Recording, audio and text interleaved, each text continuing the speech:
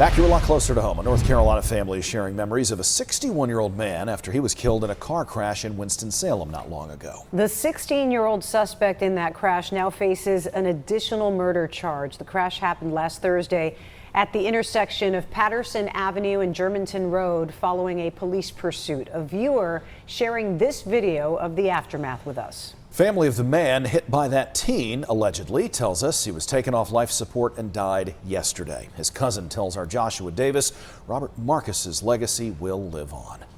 He's going to be greatly missed, and it's a tragic thing that took him from us. If you knew him, you loved him. That's how Sean Marcus Beam described her cousin Robert Bob Marcus, a man who loved to work with his hands and was a rock for their family. He was very perseverant. He always, sometimes he'd come across as a little unemotional or grouchy sometimes, but for the most part, everybody got along with him and everybody liked him. He's a man, Sean told me, who had a strong will to live, overcoming a stage 4 brain tumor in 2022 with a 2% chance of survival. On June 18th, Bob was on his way to an eye exam, she said, when his car was hit at the intersection of Germantown Road and Patterson Avenue by 16-year-old Eleazar Medina, who authorities say was trying to get away from Forsyth County deputies. His best friend was the first one to find out about it because he was driving home from work and he thought, oh, that looks like Bob's car. And yeah, it was.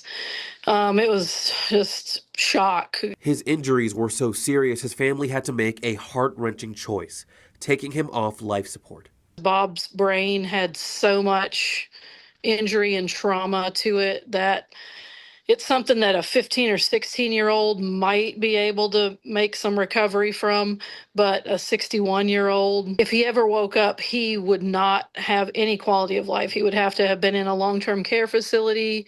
He'd have to have a feeding tube, and Bob would not have wanted that. But even after he's passed, Bob is still helping others, with his family deciding to donate his organs. We'll get a list soon of how many of his organs were used and what they were used for and how many people were helped. And yeah, he's not going to want any recognition for it, though, but it gives us some comfort to know that he'll live on. In Forsyth County, I'm Joshua Davis for WXII 12 News. Medina's next court date is set for July 9th for his original 8 charges. The Forsyth County Sheriff's Office says it's possible his new charge might also be addressed then.